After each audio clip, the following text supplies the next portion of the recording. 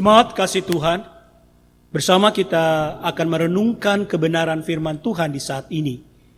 Oleh karenanya saya mengundang kita bersama untuk bersatu dalam doa sebelum bersama kita mendalami kebenaran firman Tuhan. Mari kita berdoa. Ya Tuhan, bukalah pendengaran dan pikiran dan hati kami, dan terangilah dengan Roh Kudus, sehingga kami mampu mendengar kebenaran dan memahami kehendak-Mu di dalam firman yang dibacakan dan diberitakan, sehingga oleh tuntunan Roh Kudus-Mu juga kami dapat mewujudkannya dalam kehidupan setiap hari. Amin. Jemaat Tuhan, marilah kita berdiri untuk bersama mendengarkan firman Tuhan yang dibacakan dari Alkitab. Haleluya.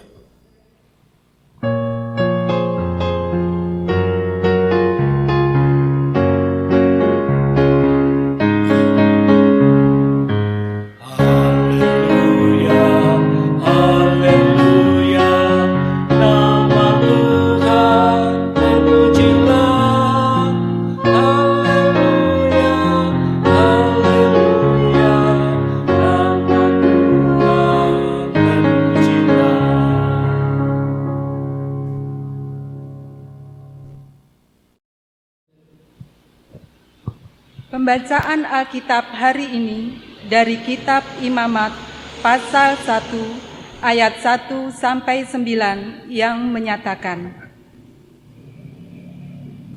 Korban bakaran. Tuhan memanggil Musa dan berfirman kepadanya dari dalam kemah pertemuan. Berbicaralah kepada orang Israel dan katakan kepada mereka, apabila seseorang di antaramu hendak mempersembahkan persembahan kepada Tuhan, haruslah persembahanmu yang kamu persembahkan itu dari ternak, yakni dari lembu sapi atau dari kambing domba. Jikalau persembahannya merupakan korban bakaran dari lembu, haruslah ia mempersembahkan seekor jantan yang tidak bercela. Ia harus membawanya ke pintu kemah pertemuan, supaya Tuhan berkenan akan dia. Lalu ia harus meletakkan tangannya ke atas kepala korban bakaran itu, sehingga baginya persembahan itu diperkenan untuk mengadakan pendamaian baginya. Kemudian haruslah ia menyembelih lembu itu di hadapan Tuhan. Dan anak-anak Harun imam-imam itu harus mempersembahkan darah lembu itu dan menyiramkannya pada sekeliling mezbah yang di depan pintu kemah pertemuan. Kemudian haruslah ia menguliti korban bakaran itu dan memotong-motongnya menurut bagian-bagian tertentu. Anak-anak Imam Harun haruslah menaruh api di atas mezbah dan menyusun kayu di atas api itu. Dan mereka harus mengatur potongan-potongan korban itu dan kepala serta lemaknya di atas kayu yang sedang menyala di atas mezbah. Tetapi isi perutnya dan betisnya haruslah dibasuh dengan air, dan seluruhnya itu harus dibakar oleh imam di atas mezbah sebagai korban bakaran, sebagai korban api-apian yang baunya menyenangkan bagi Tuhan. Demikian pembacaan Alkitab.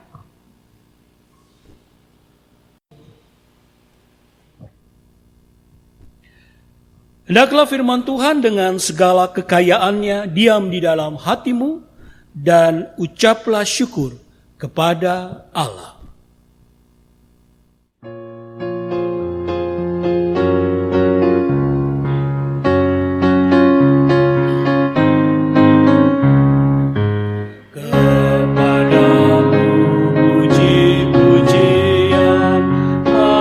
Syukur dan kemuliaan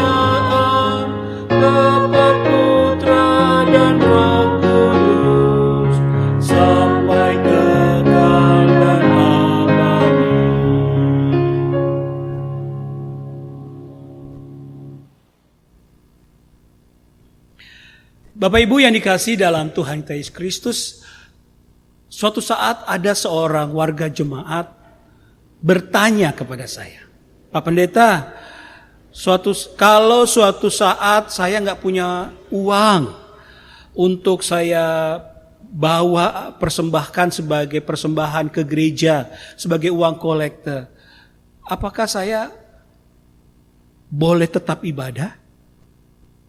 Atau saya tidak usah beribadah karena nggak punya uang kolektor?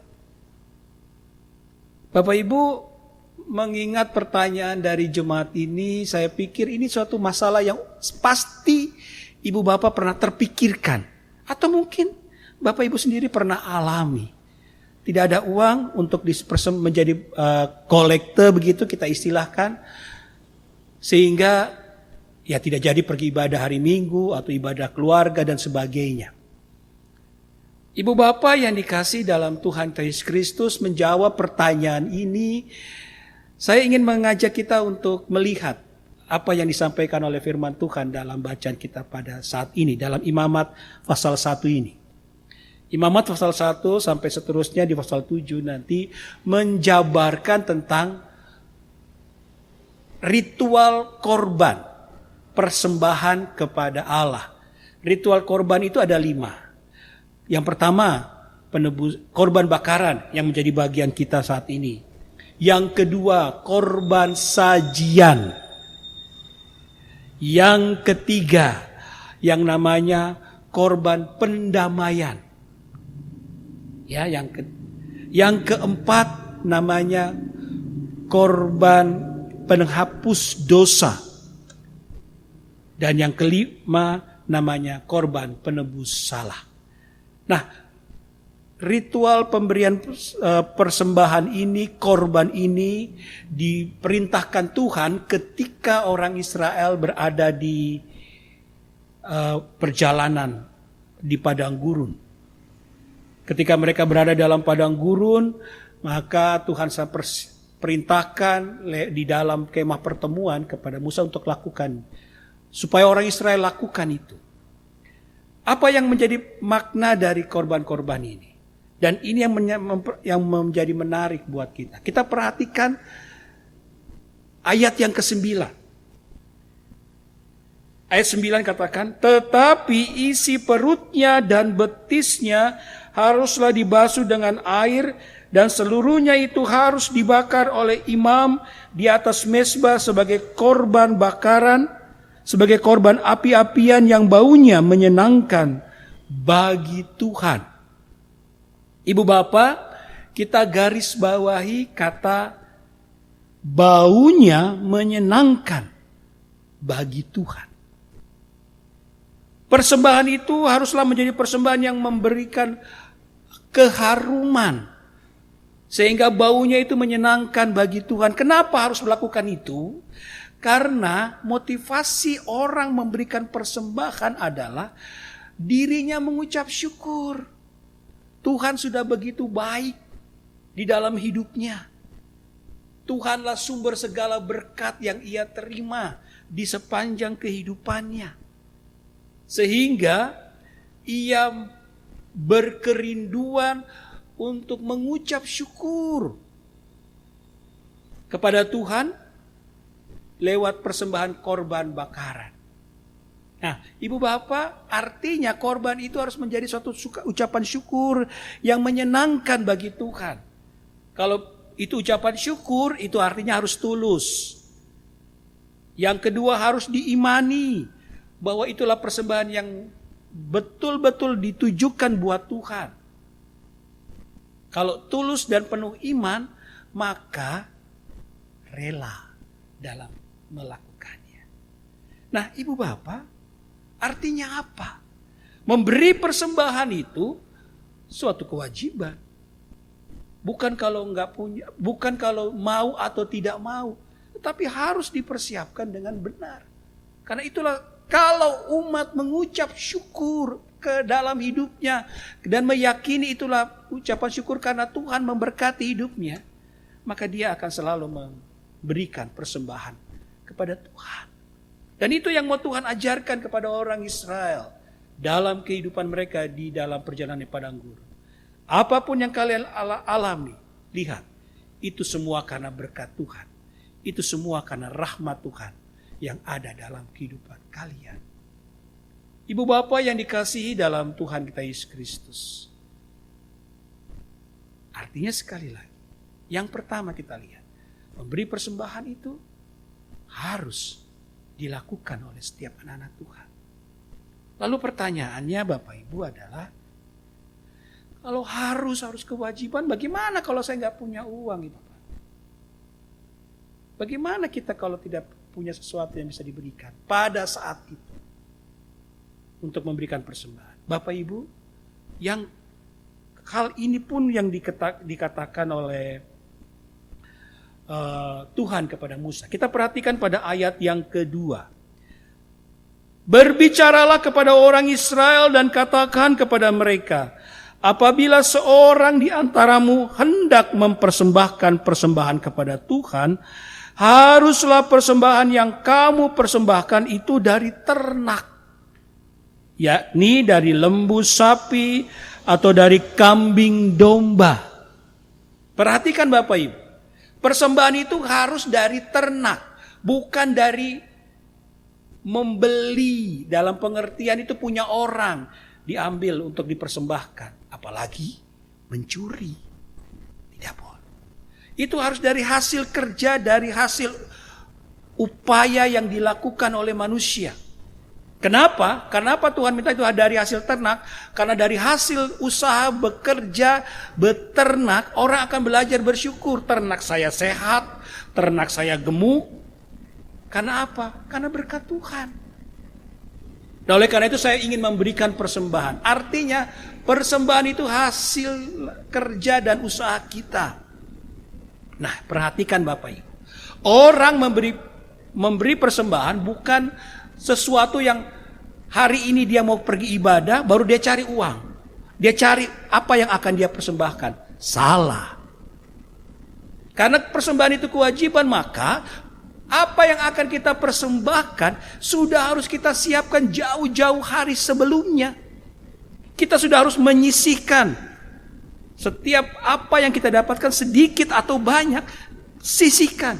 Ini untuk persembahan. Jangan baru datang hari, umpamanya hari Minggu. Baru hari Minggu pagi baru pikir, oh saya gak punya uang untuk persembahan.